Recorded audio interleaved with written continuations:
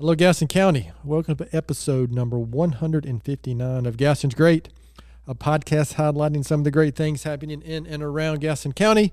I'm your host, Stephen Long. We're coming to you once again from the international headquarters of GSM Services right here in downtown Gastonia. We're recording this for the week of July 4th, so we are going to repeat what we did last year, and I'm going to do a reading of the Declaration of Independence from July 4th, 1776. This is just something that I personally feel strongly about, and I realize that our country has lots of issues. However, I still believe it is the greatest country maybe ever, and what our founding fathers would have called this great experiment. So, with that said, we are going to get right to it. So from Congress, July 4th, 1776. The unanimous Declaration of the 13 United States of America.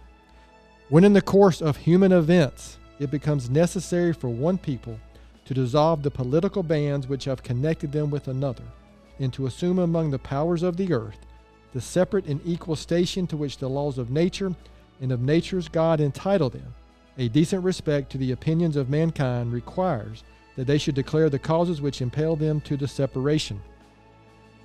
We hold these truths to be self-evident, that all men are created equal, that they are endowed by their Creator with certain unalienable rights, that among these are life, liberty, and the pursuit of happiness, that to secure these rights, governments are instituted among men, deriving their just powers from the consent of the governed, that whenever any form of government becomes destructive of these ends, it is the right of the people to alter or to abolish it, and to institute new government, laying its foundation on such principles and organizing its powers in such form as to them shall seem most likely to affect their safety and happiness.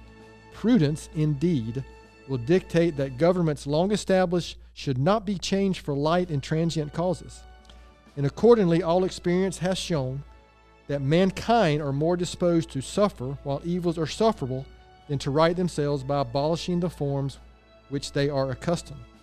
When a long train of abuses and usurpations, pursuing invariably the same object, evinces a design to reduce them under absolute despotism, it is their right, it is their duty, to throw off such government and to provide new guards for their future security.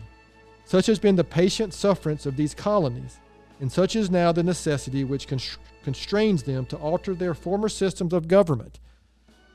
The history of the present King of Great Britain is a history of repeated injuries and usurpations, all having in direct object the establishment of an absolute tyranny over these states.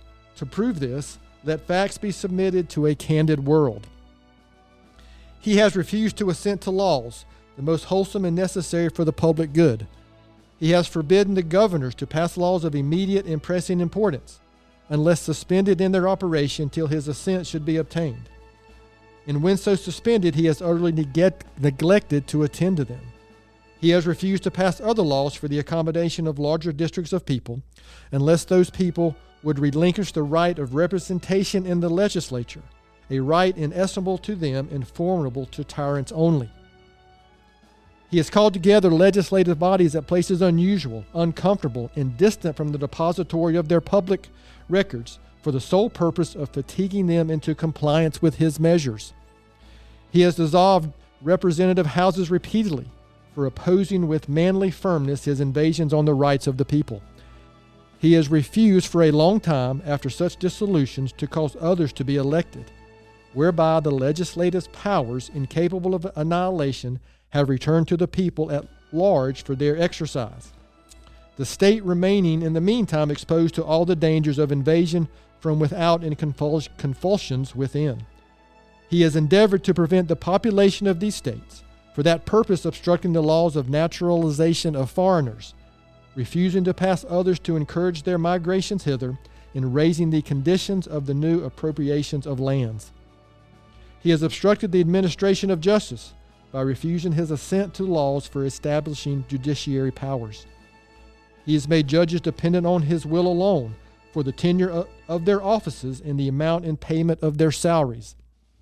He has erected a multitude of new offices and sent hither swarms of officers to harass our people and eat out their substance. He has kept among us in times of peace standing armies without the consent of our legislatures.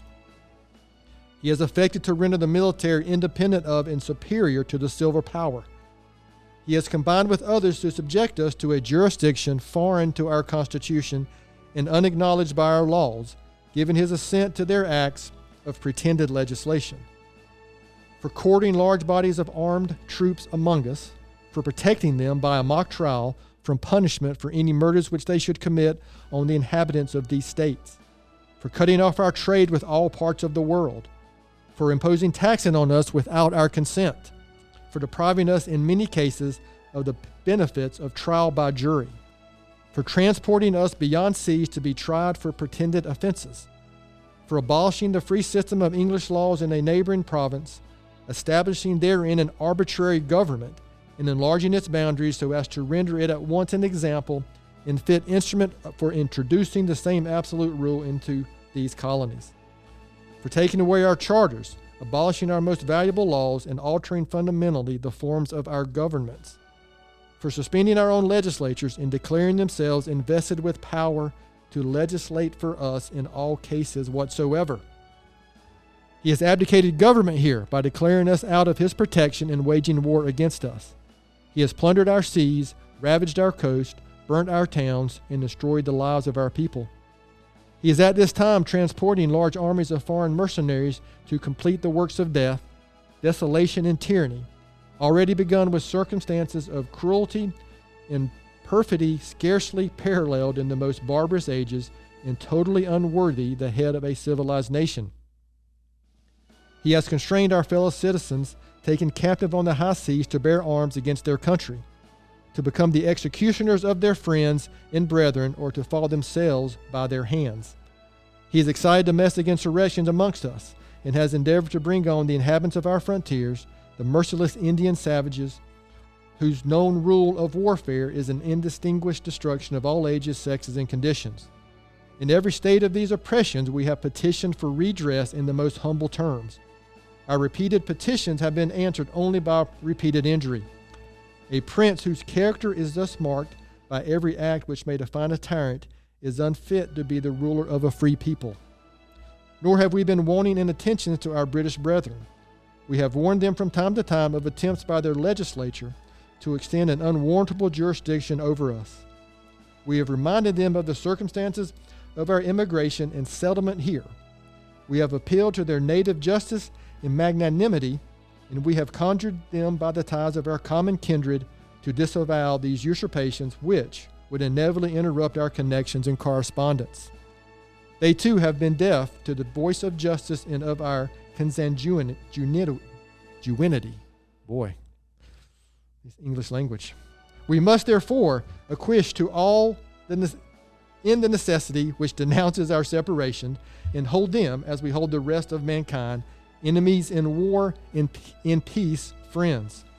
We therefore, the representatives of the United States of America, in General Congress assembled, appealing to the Supreme Judge of the world for the rectitude of our intentions, do, in the name and by authority of the good people of these colonies, solemnly publish and declare that these united colonies are, and of right ought to be free and independent states, that they are absolved from all allegiance to the British Crown, and that all political connection between them and the state of Great Britain is and ought to be totally dissolved, and that as free and independent states, they have full power to levy war, conclude peace, contract alliances, establish commerce, and to do all other acts and things which independent states may of right do.